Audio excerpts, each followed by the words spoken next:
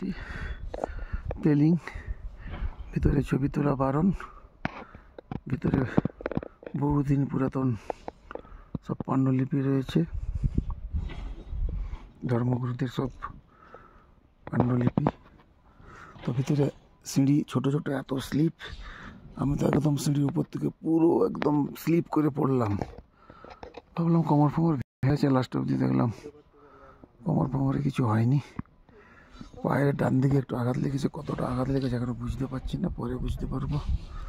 মীমাংসী মনাস্ট্রির কাছ থেকে প্রাকৃতিক পরিবেশ খুব ভালো, হিমালয় দেখা যাচ্ছে একবারে, দূরে মেঘলা।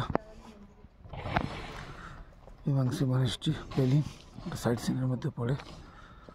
মীমাংসী মনাস্ট্রি থেকে হিমালয়ের দৃশ্য দেখুন, অপরূপ দৃশ্য মীমাংসী মনাস্ট্রি থেকে, দারুণ মনোরম পরিবেশ। এই সারাউন্ডিং মীমাংসী মনাস্ট্রি পেলিং মীমাংসী মনাস্ট্রি। এই আপাতত এই ভিতরে তো ছবি তুলতে যায় না। দেখতে থাকুন, সুস্থ থাকুন, ভালো থাকুন। নমস্কার।